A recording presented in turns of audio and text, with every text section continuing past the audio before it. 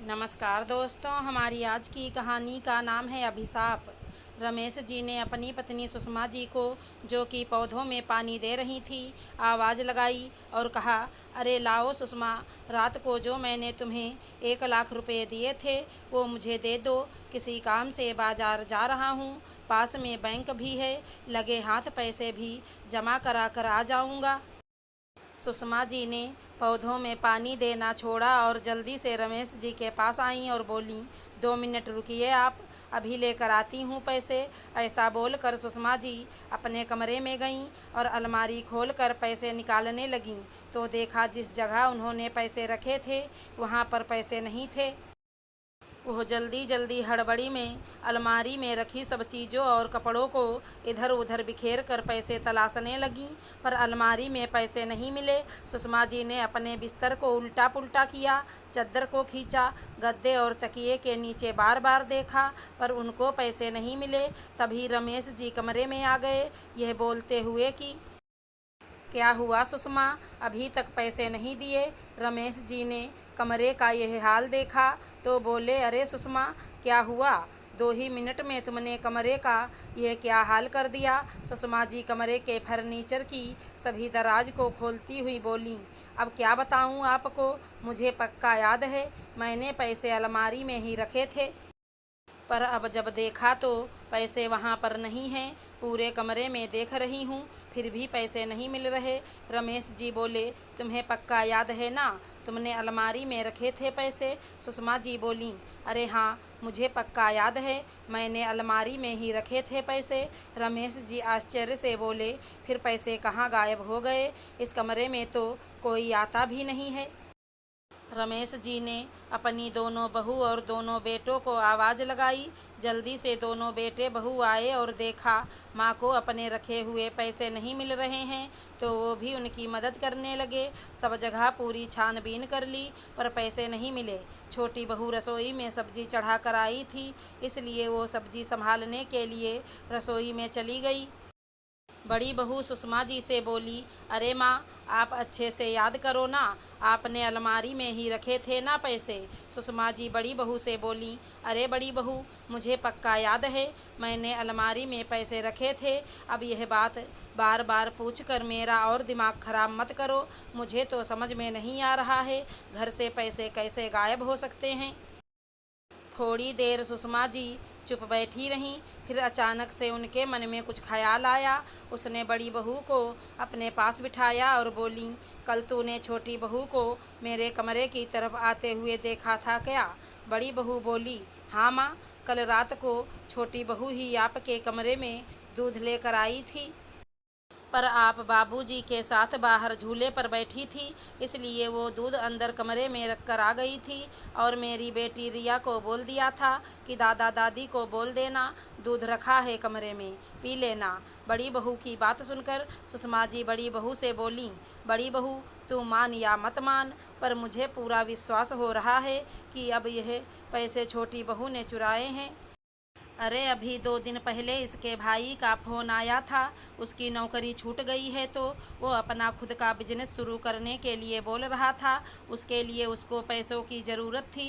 सुषमा जी रमेश जी के पास जाकर बोलीं, मैं पूरी गारंटी के साथ बोलती हूँ, आपने इस गरीब लड़की पर तरस खाकर अपने घर की बहू तो बना लिया। यह गरीब लड़की एक ना एक दिन आपको देखना लाखों का चूना लगाकर पार हो जाएगी। पर रमेश जी सुषमा जी को डांटते हुए बोले, बस करो सुषमा, अपने घर की बहू के लिए भला ऐसे कौन बोलता है। गरीब घर की लड़की होना मतलब कोई चोर होना नहीं होता, यहीं कहीं रख दिए होंगे तुमने, भला घर से कहाँ जाएंगे, अच्छे से देखो। छोटी बहू सुषमा जी के लिए पानी लेकर आई थी, उसने सारी बातें सुन ली थी। उसने पानी का गिलास सुषमा जी को दिया और बोली, पानी पीजिए माँ जी, ये सच है कि 2 दिन पहले मेरे भाई का फ़ोन आया था, उसको पैसों की ज़रूरत थी, पर उसने पैसों की ज़रूरत के लिए मुझे फ़ोन नहीं किया था, उसने पैसों के लिए लोन ले लिया था, मुझको ये बताने के लिए फ़ोन किया था। अपना नया बिजनेस शुरू करने का समाचार दिया था और अगर वो मुझसे पैसे मांगता तो भी मैं उसकी सीधा आपसे ही बात कराती, क्योंकि अभी तक मैं इस घर में ऐसा कोई लेन देन नहीं करती। माना गरीब परिवार की हूँ, मेरे परिवार की आर्थिक स्थिति सही नहीं है, पर इसका मतलब ये नहीं कि आप घर में अगर कुछ भी इधर उधर हो जाता है तो उसका पूरा इल्ज़ाम मेरे पर लगा दो। बहू हुई इस घर की, कोई चोरनी नहीं। अभी कुछ दिन पहले आपका सोने का हार इधर उधर हो गया था तो आपने बिना कुछ सोचे समझे फटाफट मुझ पर शक कर लिया और जेठानी जी को यह तक बोल दिया कि अरे इसकी बहन की शादी है, इसने ही उठा लिया होगा, उससे अपनी बहन के गहने बनवा देगी। पर थोड़ी देर बाद में वो हार आपको अपनी ही अलमारी में किसी साड़ी में उलझा हुआ मिला। मैंने सोचा आप यह सब देखकर अब शर्मिंदा हो गई होंगी, इसलिए मैंने आपको कुछ नहीं बोला। मायके जाती हूँ तो मेरा साड़ियों से भरा हुआ बैग आप पूरा चेक करती हो कि मैं मेरे मायके में यहाँ का कोई कीमती सामान तो नहीं ले जा रही। मुझे आपकी सब हरकतों के बारे में पता है माँ जी। आप मुझे इस घर की बहू कम और चोरनी की नज़र से ज़्यादा देखती हो। मेरे बाबूजी ने ससुर जी का अच्छा स्वभाव देखकर इनके कहने पर आपके घर की बहू बनाने के लिए हाँ कर दी थी और मेरी किस्मत पर इतराते फिरते थे। पर मेरे बाबूजी को ये नहीं पता था कि बेटियों का गरीब मायका संपन्न ससुराल में अभिशाप बन जाता है।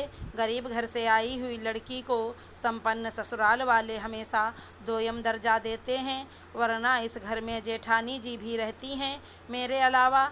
कभी आपने उन पर तो शक नहीं किया, क्योंकि वो संपन्न मायके से हैं और मैं गरीब मायके से।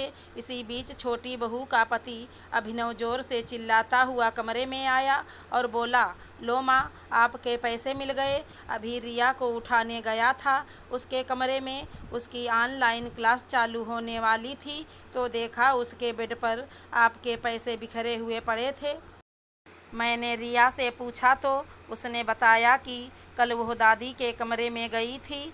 दादी की अलमारी खुली पड़ी थी, उसमें इतने सारे नोट देखकर वो उनको उठा लाई और अपने कमरे में आकर शॉपिंग करके गेम खेलने लगी। उसने सोचा गेम खेल कर वापस आपके पैसे अलमारी में रख देगी, पर उसको गेम खेलते खेलते ही नींद आ गई और वो अभी उठी है।